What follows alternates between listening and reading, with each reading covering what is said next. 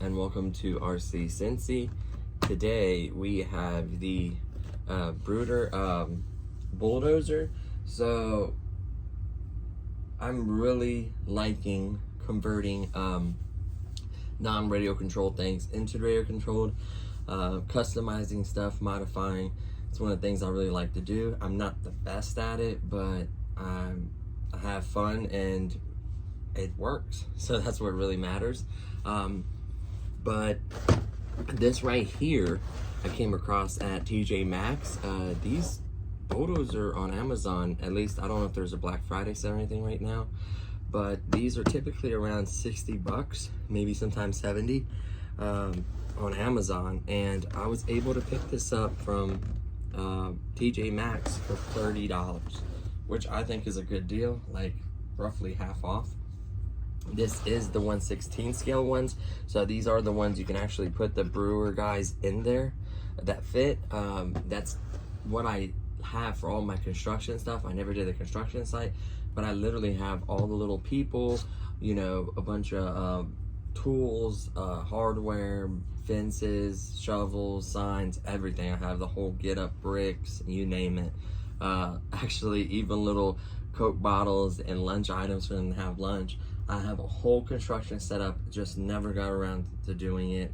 I apologize for that. I've been wanting to do it really bad. The excavator, the Cobalite I have is 1/16 scale, so it goes with this perfectly. The dump truck goes with it, all those figures, everything, so I can have a full construction site. The Volvo is a little bigger. Technically, it's a bigger machine anyways, because it's a 480 compared to a 360, 336. So it kind of goes, it is a little bit bigger.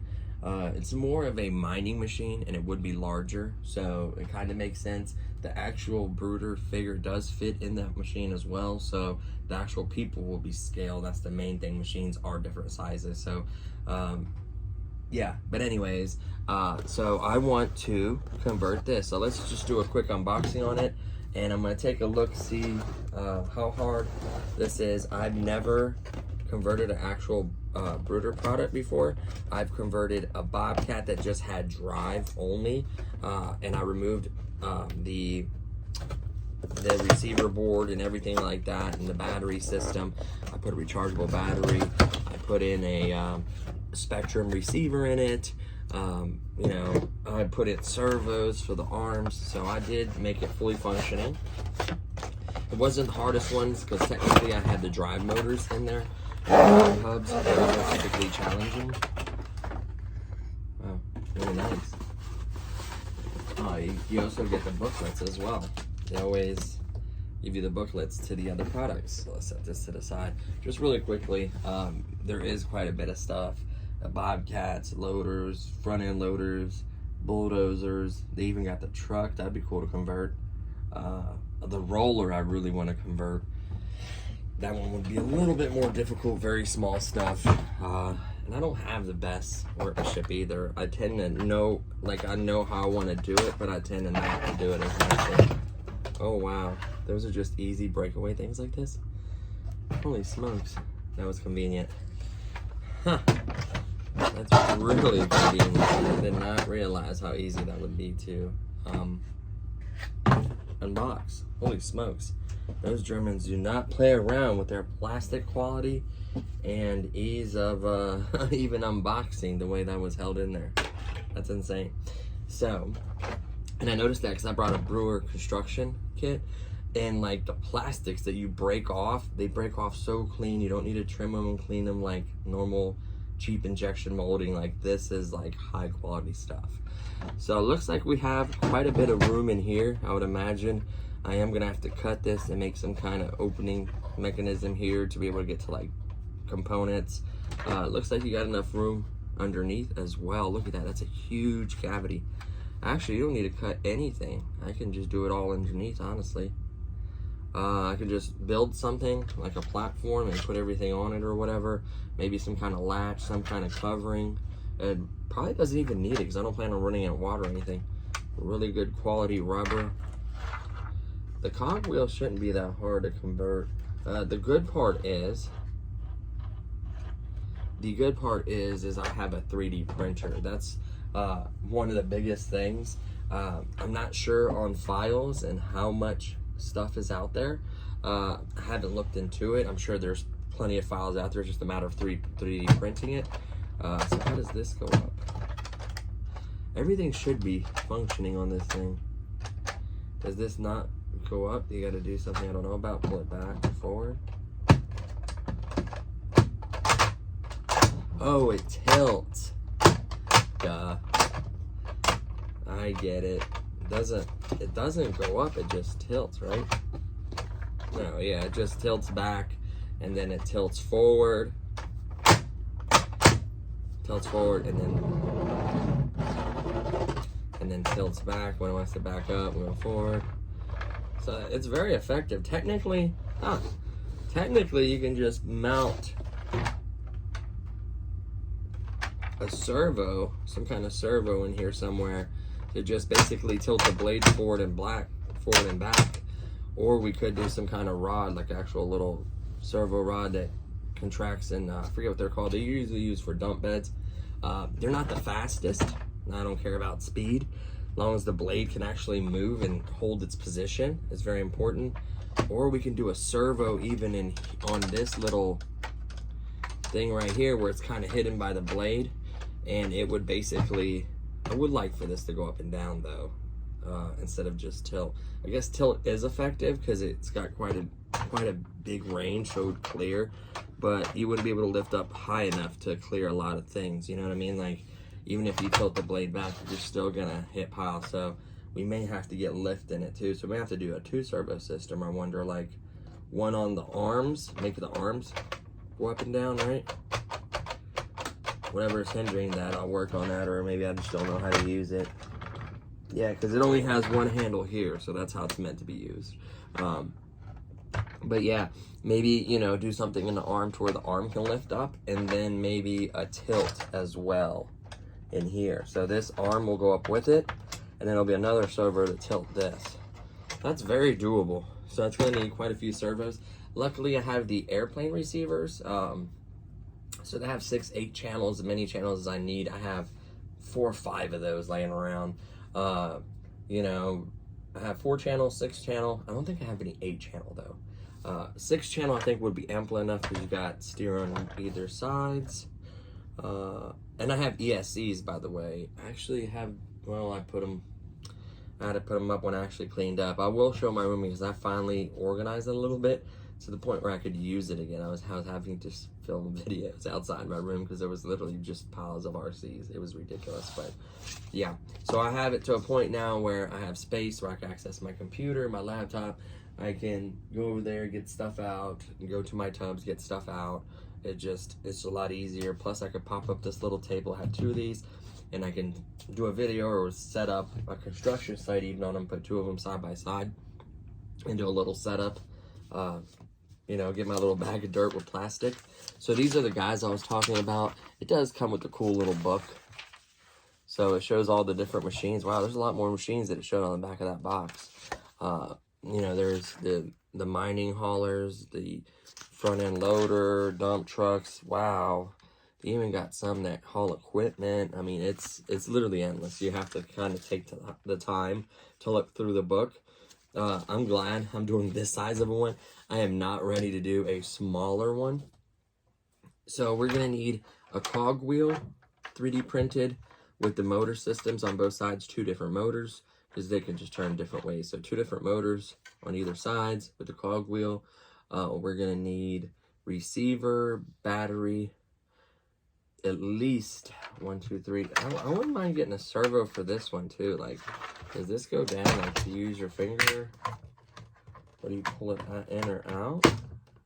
Oh, it's notchy. Okay, so you do pull. See how it's a loop? Man, they thought about everything. So it actually can reap. Yeah, you see it hitting? Yeah, it can actually reap. So they made it kind of clicky. We could shave some of the stuff in there and make it a little smoother and just make the servo, make it drop up and down. That would be cool. So that's 1, 2, 3 servos and 2 motors. Maybe plus lights. So yeah, 6 channels will be ample enough. You know, I think that'll be ample enough. Obviously, I'm gonna run it off of like a 2-cell. I don't think it needs 3-cell power. What's it say? There's a sticker on here. Is that German? Special, I don't know. It's a sticker on there. We'll be removing that. The cat stickers I am gonna leave on there. They must be paying some licensing fees to use the cat, I would imagine. These are legit cat stickers. It looks spot on. It's even got stickers and stuff inside the cab. Like I said, the guys actually fit in there and sit down in the machine. So I will have a guy in there when we're operating the machine to make it look more realistic. I could 3D print some better stacks and little accessories. Turn those 3D print, make those into maybe some light buckets right here, right? See that? Good place to put an LED. There's just little stuff that you can do that wouldn't be very expensive. Just takes a little time to do the work, right? I wonder if this, it looks like this cab comes off. I don't know. I don't know if I'm going to cut this yet and make it a hinge, because I do have a couple extra hinges laying around. I don't know if I'm going to do that or just access everything from the bottom, make like a tray or strap stuff in or Velcro stuff in on the sides. You know, like, I'm not going to be running this. I mean, I don't think dirt's going to get all the way up in there like that. I mean, I guess I didn't think of that before because of the simple fact that it's all plastic and it doesn't matter if dirt gets in there. It just could be cleaned out, right? It could be sprayed out literally because it's like majority plastic. The rollers feel nice and smooth. Man, that's really good quality. Like, that's nice. Yeah, one of these cogwheels can just literally be 3D printed. They had it for the Bobcat, I forget which one, but yeah, you can just literally 3D print. And these little rubber things act like little guards to keep the tracks from coming off. So they're on there pretty good. So the wheel would have to be the same diameter, keep this kind of the same tension in the track. You can make a tensioner technically. You could easily make some kind of tension or something that pushes somewhere, or a roller or something that keeps tension on track. Technically, this being high quality rubber like this, if it does get stretched, you can boil it and it contracts a little bit. What else? That's typically for older, like vintage stuff that just needs to be freshened up. I usually do that for, but it'll work in this case as well. I mean, this is the only strand. Is that a strand of plastic right here? It's a strand. That's a hair. Yeah. I mean, look at the finish of this. It's just insane. So, yeah. I'm just really admiring their work. You can see the little hinge system for the bucket right here. Look how smooth it is now. Dude. Look how smooth it is. A servo could easily move that back and forth. So I might just cut this off here where the handle part is and just leave this link system. Put a servo here that push it away and towards itself, like move it back and forth just like that. And then maybe do another one.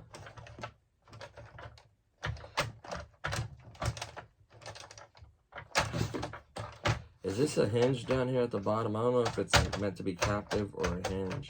Feels like what's catching. Hold on, this has to be able to go up.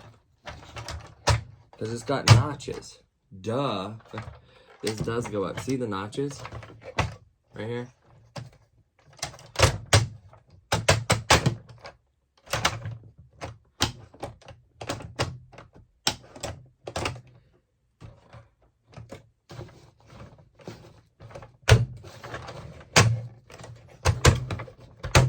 A little stiff, but yeah, it does go up. I was wondering, like, why would they not make that go up? So we can use that as guides. I don't know where to put the servo at yet, but they're meant to be notched. You could sand these down to where they're not notched and it just moves freely as a guide, so we don't have to reprint or remake these if we don't want to. I'm sure they make technically brewer conversion kits. I'm almost 100% sure. If whoever's not doing this, should be doing this, is someone that thought this out, 3D printed all the parts, sell it in a bag with instructions, and sell it to the mass market. You got to be crazy not to, because brewer conversions are popular. I've seen them on a couple of different channels. Can't think of the channels off my top of my head right now, but I've seen them on a few different channels. And yeah, that would be amazing. So I'll do more research, because when I seen this, I was like, man, that'd be awesome to convert. And I know there is conversions for this, but I kind of want to do something in-house, right? Maybe the files won't be in-house because I don't know how to 3D CAD and design a wheel, but I will be printing in-house, so, you know, it would be kind of homemade, I guess. This is the Ender S1, by the way, an amazing printer. This is on sale at Micro Center for a ridiculous price. I'm actually kind of jealous. I think it's $150 off. This was a $439 printer. Of course, I got $150 off because I bought it through Amazon when I got my Amazon credit card. So this knocked off $150 anyway. So I got that amazing deal. But that deal is available at Micro Center for cash or card, however you want to do it. So maybe if you don't have one, not a bad idea. And to be honest with you, I was completely a noob at 3D printing, right? It is not hard at all. If you just spend a little time with it, it is easy. It's just about keeping the surface clean, hitting auto level on the bed, preheating stuff. Make sure all your material is in bags sealed with some kind of something that draws the moisture so moisture doesn't get to them, especially PETG. You know, using some off and dusting it every once in a while. Make sure it's clean. Like, it's really not hard. And you literally download files, go to the slicer, you know, make sure you put your supports, whatever you need. Select the size. You can reduce and make sizes bigger. You can fill more if you want it stronger, less fill. I mean, it's just unbelievable how easy it was. Hit slice, save to memory card, eject memory card, put it in, preheat it, turn it on. Watch the first couple layers are the most important ones. If it sticks, I use acetol alcohol to clean this bed surface. I do have a couple different bed surfaces. I do, the combo that I got, by the way, when I bought this, came with the Ender, like really high-end glass, ceramic or glass, whatever, top. So I have the option to switch from these magnetic ones that you just peel up.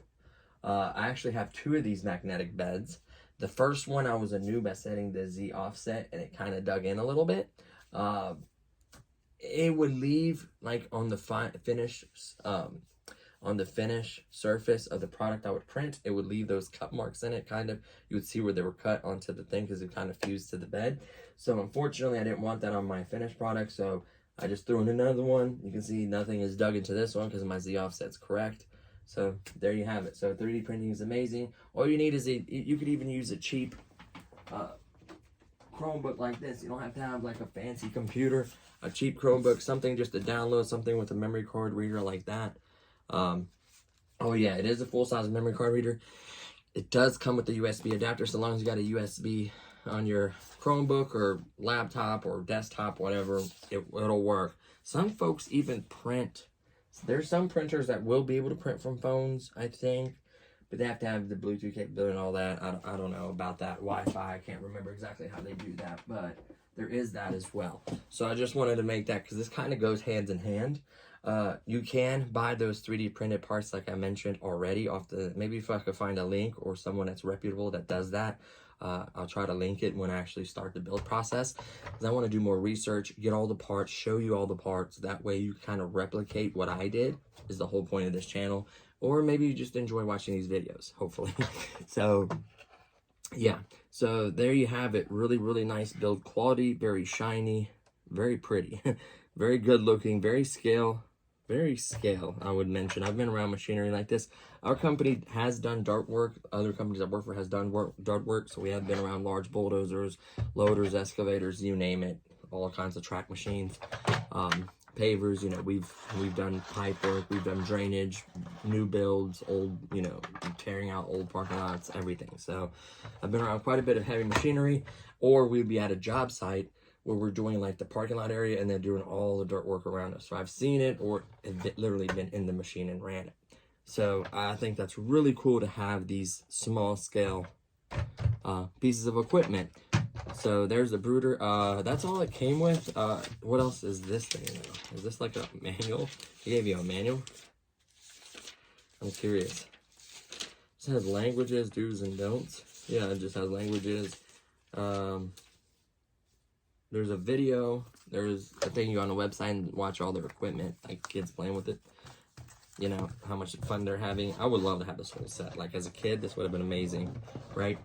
Here is the, oh, I put the bulldozer away too.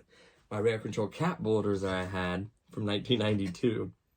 I was gonna put it next to it. It's very similar scale. Very, very similar scale. Maybe a little smaller, not 100% sure. I put that up. It's actually right in there, but it's a pain in the butt to dig it out. I got everything in tubs just to give myself a little more space. So, yeah, really cool, guys. So, stay tuned for the, I don't want to say part 1 of the build, because technically it's going to take me a while to acquire everything, make everything. Maybe the prep for part 1. That's what we'll do, where we print the parts, maybe source the parts, make sure we have, you know, the ESEs, make sure we have the receiver, make sure we have all the little nuts and screws and accessories I'm going to need. So just kind of get everything together is going to be that video. That way you guys can do that. That way when I publish part 1, you can kind of follow along or do your own thing, or maybe if you have suggestions. I absolutely love that. I love to share knowledge. I'm not the best at this. I'm not, you know, I just am kind of crafty. I would like to think so, and I can kind of figure weird stuff around or figure out a way to get it to work, or, you know, mod it in a certain way that I think is unique or cool. So there is that. Yeah, this thing's going to be a lot of fun. So it's a little stiff, but I mean, once you work it a little bit, like look at that. I'm just using one finger. That way it stays, so when it hits like rough dirt, it doesn't immediately pop up. See that? I like that. They thought about that. Same thing with the front. The blade tilt, once you work it a little bit, it starts getting real easy. But then once you lock it in, the grade mode, nothing is pushing that up, not even my hand. That's why these are so stiff. I would imagine you would, there's grips right here. I would imagine you would start from here and just kind of work it down. Maybe which way are the grooves? Oh, just push right up on the source and hold it, and just move it right to where you need it. So yeah, but it has to be notchy like this to keep it from riding up when you're trying to grade. So it makes perfect sense. Oh yeah, that'll grade pretty darn low actually. Last notch with full tilt. I mean, look how much lower that is in the blade. So this will actually cut and grade. That's the good part. So they gave you a nice range. We should be able to replicate hopefully that range with a nice strong servo, you know, 150%. There's 360 servos too that you can adjust. There's, you know, servos and stuff made for this stuff. I'm just going to use good old-fashioned metal geared airplane servos because I have a gazillion of them. That's the nice part about this hobby is when you have airplanes, I don't care how good you are, you're going to have wrecks, and some wrecks are not recoverable. All you can do is remove your electronics and parts from it.